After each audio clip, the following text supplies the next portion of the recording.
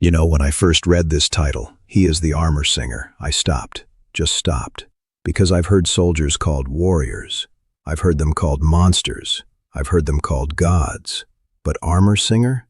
That's something else entirely. That's a name that doesn't get handed out. That gets earned. And the question that's been eating at me since I found this story: what does a man have to do, in front of an entire alien army, for a war leader to drop to one knee and whisper that name like a prayer? Stay with me, because this answer is not what you think. The machine had been broken for 11 days. Not cracked, not dented. Broken in that specific, catastrophic way where the engineers stop writing reports and start writing apologies. The Velthari command post on the ridge above the Ashen Flats had gone quiet 3 times in the past week alone. Calm silence that lasted just long enough to make the allied human forces below check their weapons and hold their breath. The Velthari were humanity's closest allies in the war against the Kreth Dominion. Tall, gray-skinned, with bone-plated shoulders and eyes the color of deep amber. They were proud people, methodical. They did not ask for help easily, and they did not forget when they had to. On the morning of the 12th day, a single human walked up the ridge road with a canvas tool bag over one shoulder and a thermos of coffee in the other hand. His name was Darren Cole, 34 years old, former merchant fleet mechanic, currently serving as a maintenance specialist attached to the 9th Combined Arms Unit. 5 feet 11, unremarkable build, a scar above his left eyebrow from a wrench that slipped in zero gravity 6 years ago. He had never fired his service weapon in combat. He had, however, once kept a refinery engine running for 19 consecutive hours using a bent steel rod, a rubber gasket from a water filtration unit, and something he described only as instinct. The Velthari guards at the ridge gate looked at him the way large dogs look at mailmen, wary, unimpressed, convinced this was going to be a waste of everyone's time. Cole set down his thermos, pulled out his ID, and waited. The guard, a Velthari soldier named Orath, whose armor alone probably weighed more than Cole's entire body, stared at the human for a long, unflattering moment. Then he spoke in clipped, accented standard. "The resonance frame is a Velthari Mark 9 battle array. Your people don't have the training for it." "I don't need training," Cole said. "I need 5 minutes with the housing panel and whatever diagnostic logs you've got." Orath made a sound that did not translate well but clearly meant this is going to go badly. He let Cole through anyway. Because 11 days without the resonance frame meant the defensive grid covering 3 forward positions was running on manual rotations and prayer, and neither of those were working particularly well. The machine sat in the center of the command bunker like a dying giant, 12 feet tall, bone-white casing with Velthari script running down its flanks in copper inlay. 3 of its 4 resonance coils had gone cold. The 4th was cycling irregularly, which was somehow worse than if it had stopped completely, because irregular cycling on a Mark 9 meant the frequency harmonics were bleeding into each other, and the whole system was slowly eating itself from the inside out. 3 Velthari engineers stood around it with the specific posture of people who have already tried everything and are now simply waiting for the inevitable. Cole put his tool bag down. He did not say anything inspiring. He did not deliver a speech. He crouched in front of the lower housing panel, opened it, and shone a light inside. For 90 seconds he did not move. The Velthari engineers exchanged glances. One of them, young, copper-banded rank insignia on her arm, opened her mouth to say something technical and probably condescending. Cole held up one finger, not rudely, just the way a person holds up a finger when they're counting under their breath and can't afford to lose the number. She closed her mouth. He reached in without looking, fingers moving through the internal frame by feel alone. His hand found something near the secondary coil mount. A vibration he felt before he heard. A frequency mismatch so small it wouldn't show on standard diagnostics. The kind of error that only existed at the physical level, in the actual metal, in the tolerance gap between 2 components that had been installed 6 microns too far apart because someone on a manufacturing floor had been tired on a Tuesday. Cole pulled a calibration wedge from his bag, hand-fitted it between the mounts, listened, adjusted a quarter turn counterclockwise. The 4th coil stopped its irregular cycling. The 1st coil lit up, then the 2nd, then the 3rd, with a deep, resonant hum that filled the bunker and vibrated up through the floor into every person standing in the room. The young engineer's amber eyes went wide. Cole stood up, picked up his thermos, and took a long drink of coffee that was by now fully cold. "Your mounting tolerances on the secondary frame were off," he said. "Probably happened during the last repositioning. The coils couldn't sync because they were pulling against each other instead of together. It's not a Mark 9 problem. It's a transport stress problem." Orath stood in the bunker doorway. He had followed Cole inside without anyone noticing. He was staring at the machine, all 4 coils running clean and steady for the first time in 11 days, with an expression that was somewhere between gratitude and something that had no name in standard. "How did you hear that?" the young engineer asked. Her voice was careful, like she was asking something more important than the words themselves. "Our instruments showed nothing." Cole looked at her. "Instruments measure what they're calibrated to find," he said. "I listened for what was wrong. And here's the thing about that moment. That right there. A human, no armor, no rank, no battle record. Just fixed something 3 trained Velthari engineers couldn't touch in 11 days. Not because he was smarter, not because he had better tools, because he listened differently. That's not a small thing on a battlefield. That's the kind of thing that travels, word by word, soldier to soldier, until it reaches the ears of a war leader who has spent 40 years deciding what deserves his respect. Remember that, because this story is just getting started. The resonance frame ran clean for 6 hours before the Kreth hit the ridge. They came at dusk, which was when the Kreth always came. Not because they preferred darkness, their compound eyes saw better in flat light, but because dusk was when human soldiers were rotating shifts and Velthari crews were running system checks. 11 minutes of organized confusion built into every military schedule in the known coalition. The Kreth had studied humanity and its allies for 4 years. They knew the 11 minutes. They planned around it like an appointment. The attack was not subtle. 3 heavy crawler units crested the eastern slope with their hull plating folded open, Kreth infantry pouring out in columns of 12. Their natural armor, layered chitin over dense muscle, grown rather than manufactured, absorbed standard ballistic fire well enough that the first 2 volleys from the ridge garrison bought almost nothing. Kreth soldiers went down, got back up, kept moving. The resonance frame's defensive grid came online 4 seconds after the first contact report. Those 4 seconds mattered. 2 Velthari soldiers on the eastern wall didn't survive them. What happened over the next 40 minutes was the kind of fighting that doesn't make after-action reports read cleanly. It was loud and close and ugly in the specific way that ridge defense always is, the Kreth pushing uphill, the coalition forces pushing back, the geometry of the terrain turning every advantage into a gamble. The resonance grid held the perimeter. Barely. The Kreth had brought signal disruptors this time, compact units carried by specialist infantry, and they were walking them up the slope deliberately, trying to create dead zones in the grid coverage. Cole was in the secondary equipment bay when it started. He had stayed on the ridge because Orath had asked him to.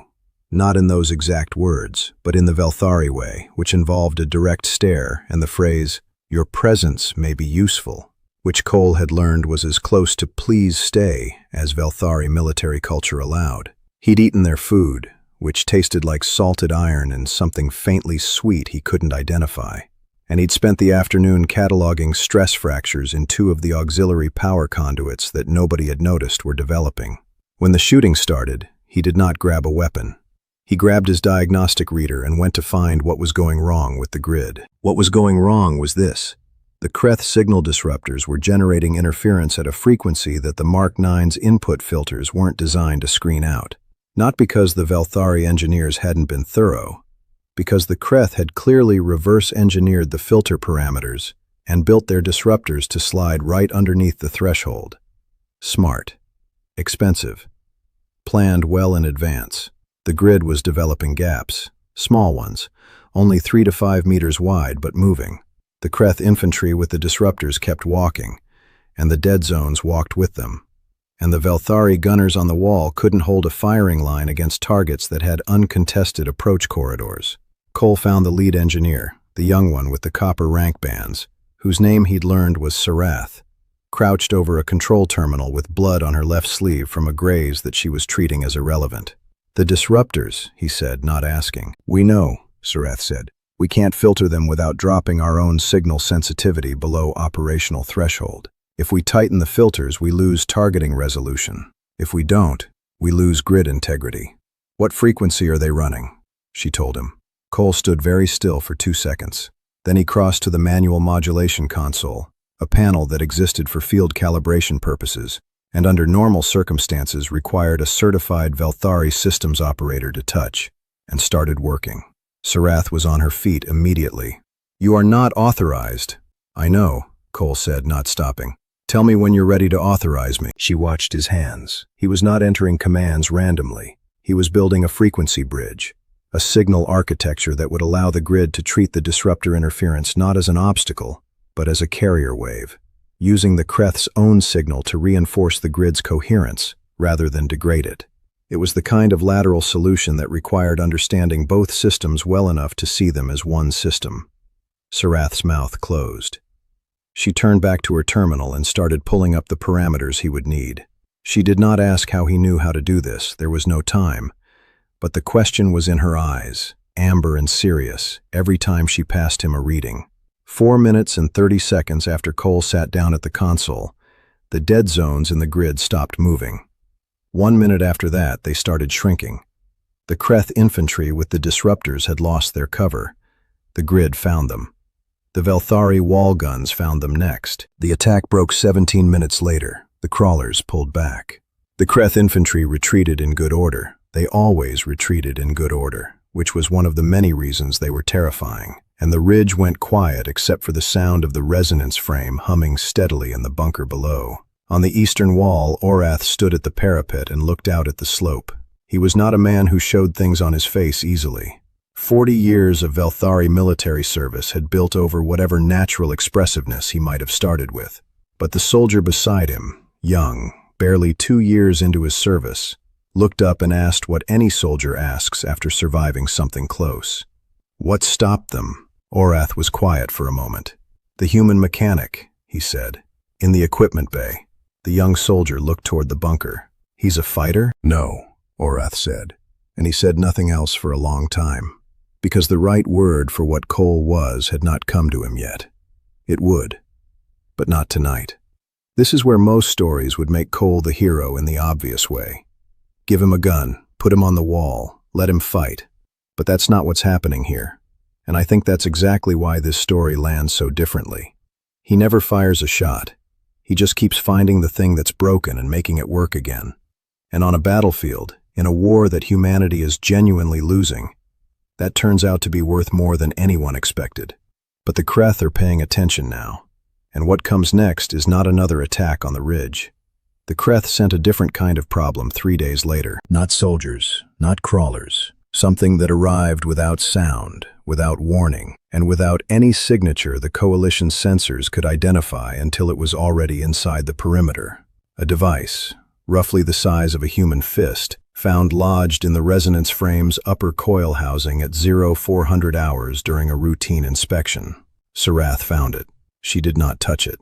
She backed out of the bunker at a controlled walk, the Velthari version of running, and had the entire ridge on alert in under 90 seconds. The device looked organic. That was the first disturbing thing. It had the same layered chitin texture as Kreth armor, but finer, more deliberate, like something grown in a lab rather than on a body. It was attached to the coil housing by 4 filament-thin tendrils that had worked themselves into the metal over what the engineers estimated was at least 36 hours. It had been sitting there, quietly, while the resonance frame ran clean and the ridge celebrated its defensive success. Nobody knew what it did.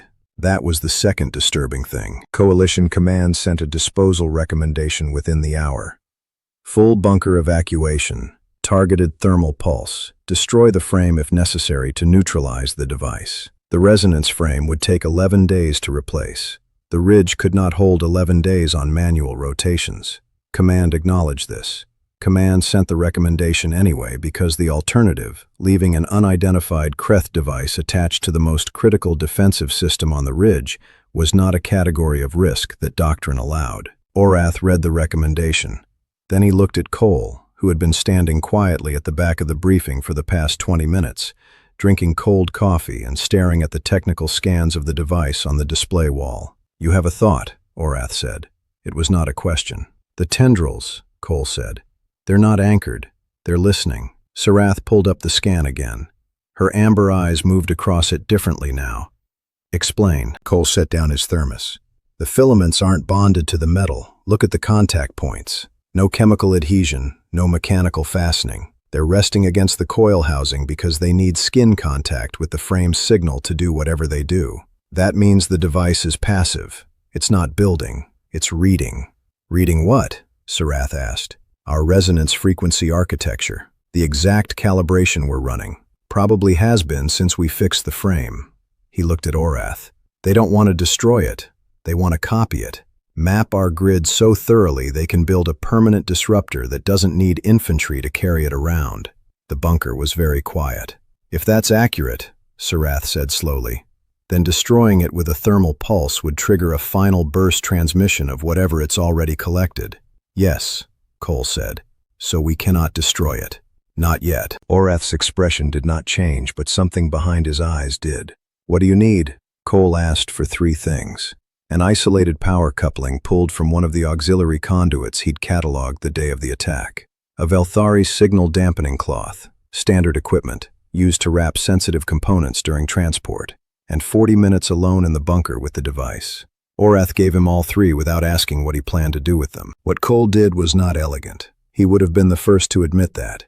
He wrapped the dampening cloth around the device's outer casing first, not to sever the tendrils, but to reduce the ambient signal the device was receiving, dial down the information stream without cutting it. Then he used the auxiliary coupling to introduce a false signal into the coil housing, not the real frequency architecture, a mirror of it, a carefully constructed lie built from the same components, tuned just far enough off true that any system analyzing it would spend enormous processing time trying to reconcile the contradictions. He was not feeding the device nothing. He was feeding it garbage, sophisticated, plausible, expensive garbage.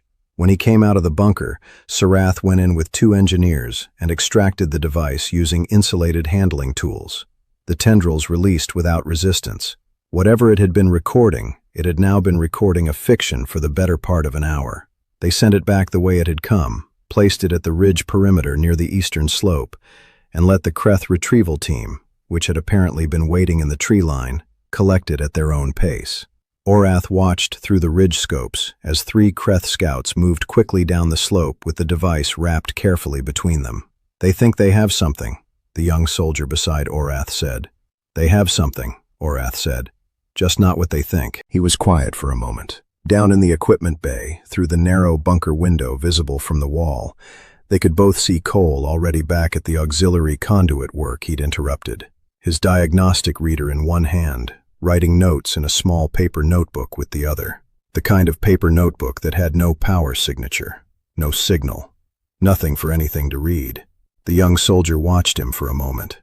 He thinks like the Kreth, the soldier said. Not with hostility, with something closer to confusion. No, Orath said. The Kreth think like machines that are very good at being machines. He watched Cole turn a page in the notebook.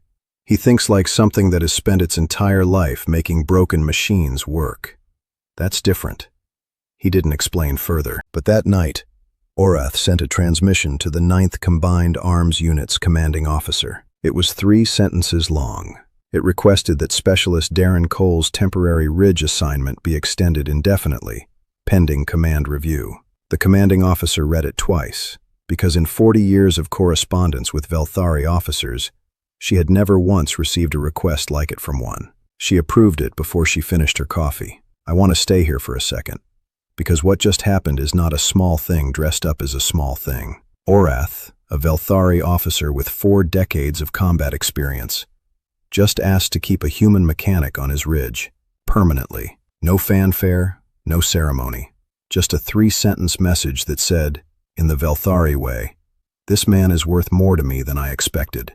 And somewhere in a Kreth intelligence facility, 3 analysts are about to spend a very long time staring at Cole's beautiful, useless lie and wondering why nothing adds up. The answer to that question is going to cost them. 6 weeks after the device incident, the Kreth did something nobody in the coalition had seen before. They stopped attacking. Not a tactical pause, Not a resupply rotation, a full operational halt across every contested ridge, every forward position, every contested supply corridor in the Ashen Flats theater. 3 days of silence so complete that the coalition intelligence teams initially flagged it as a sensor failure. When the sensors came back confirmed operational and the silence continued, the flag changed to something that had no clean category in the reporting system. The analysts wrote, "Unknown strategic shift," and left it there because they had nothing better. On the ridge, Orcs watched the eastern slope through the scope every morning and said nothing.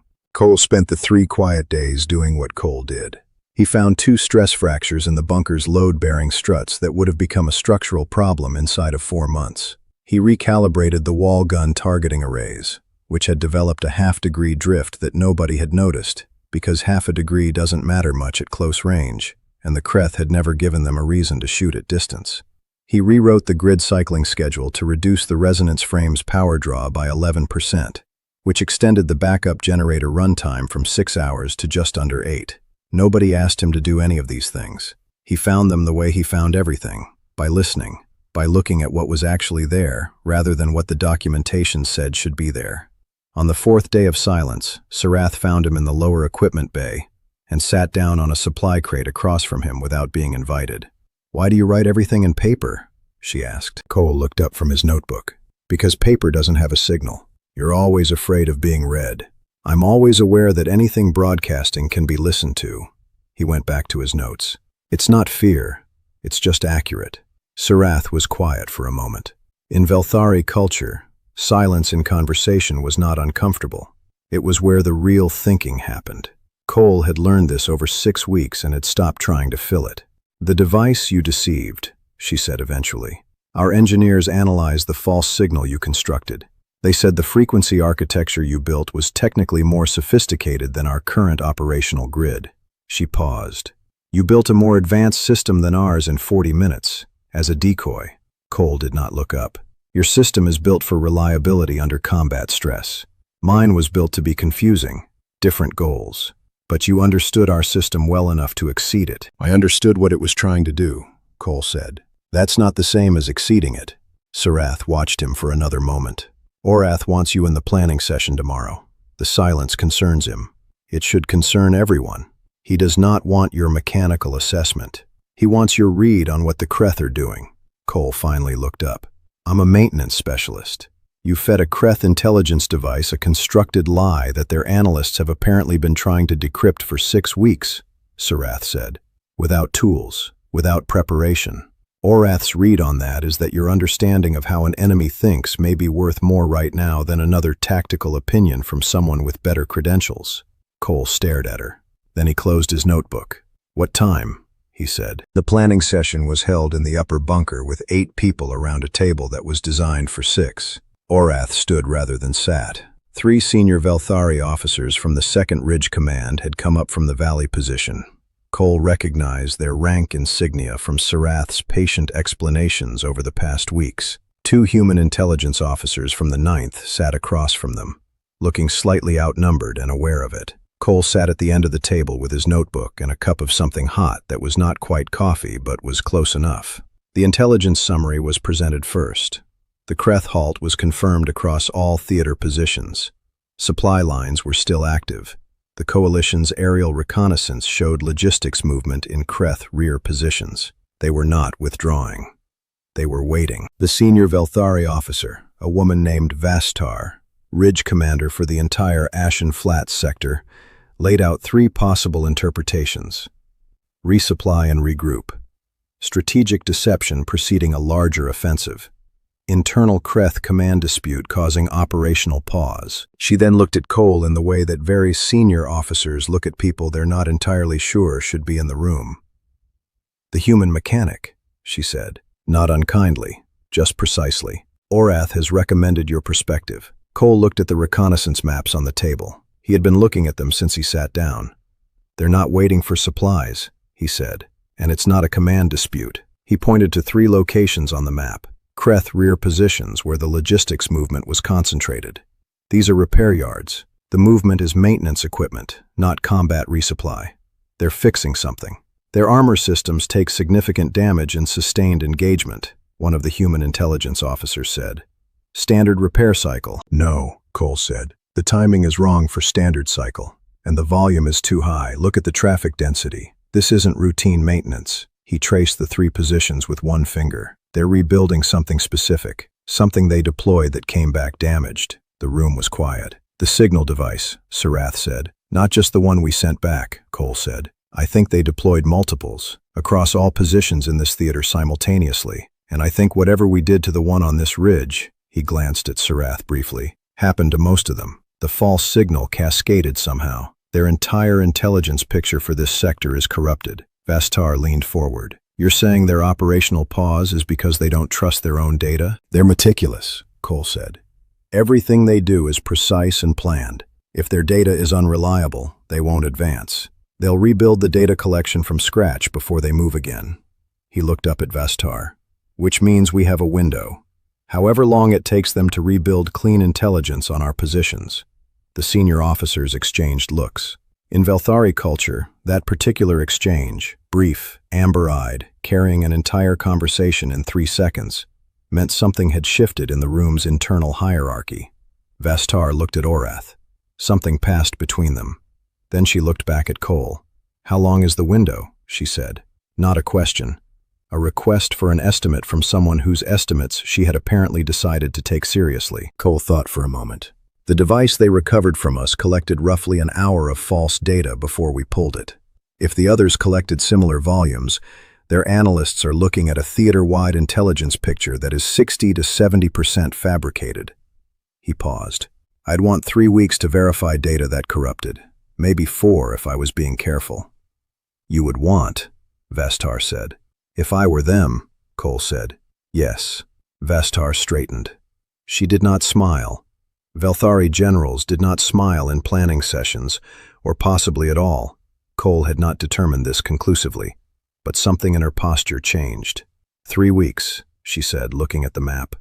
Then we have 3 weeks to make them regret the pause. And there it is. A maintenance specialist from a merchant fleet just handed a Velthari sector commander her operational window. Not with a weapon, not with rank, with the same thing he uses to fix machines. The ability to look at what something is actually doing instead of what it's supposed to be doing. But here's the thing about windows. They close. And what the Kreth are building in those repair yards while the Coalition plans, that's not just a data collection system they're reconstructing. Cole doesn't know that yet. He's about to find out in the worst possible way. The Kreth came back on day 19. Not from the eastern slope, not from the ridge approaches. They came from directly below, straight up through the Ashen Flats in a ground assault formation nobody in the Coalition had seen before. No crawlers, no infantry columns, just 12 massive chitin-plated units moving in a wedge formation, each one roughly the size of a small building, walking on 6 articulated legs and carrying something mounted on their dorsal plating that the ridge scopes couldn't immediately classify.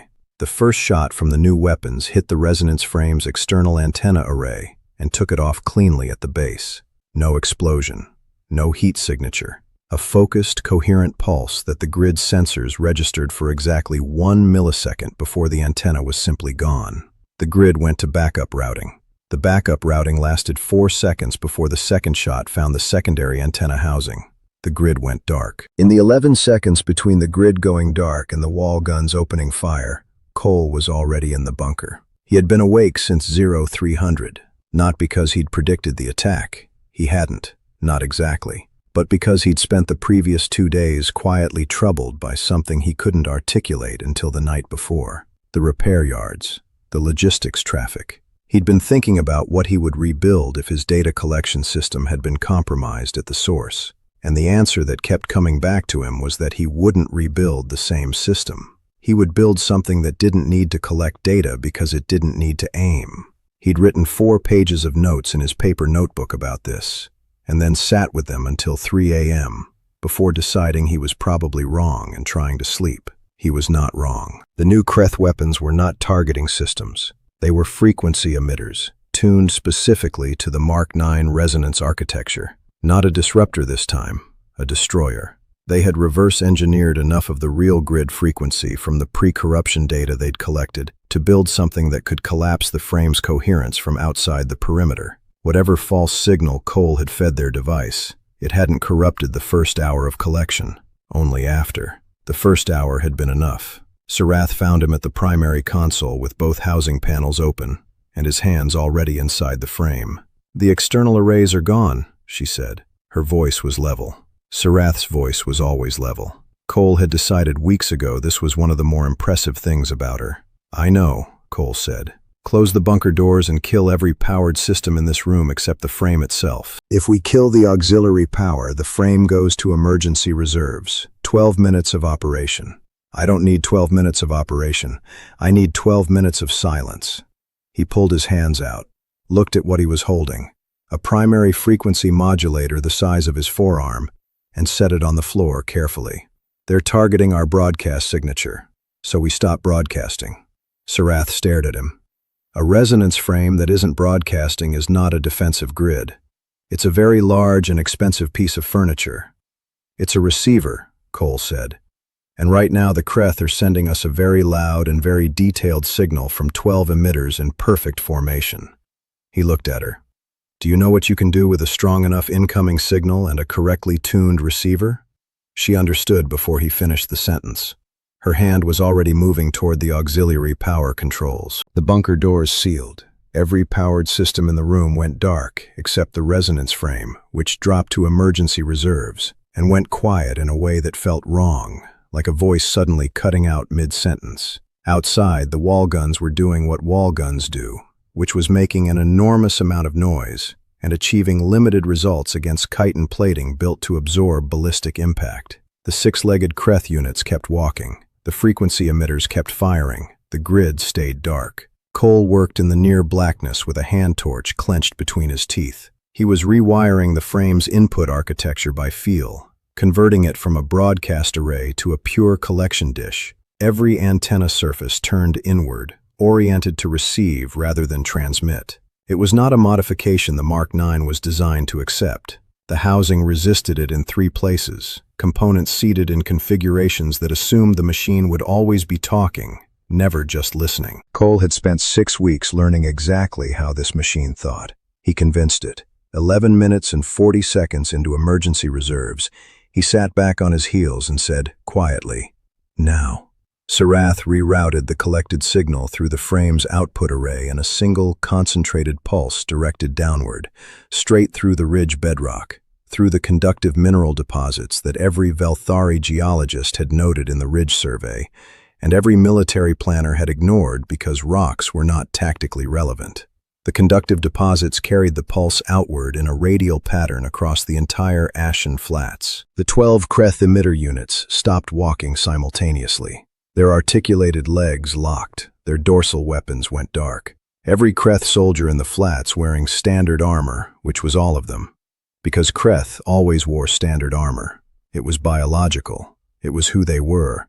Felt the pulse move through the chitin plating and disrupt the electrochemical nerve signals that Kreth physiology used to coordinate voluntary movement.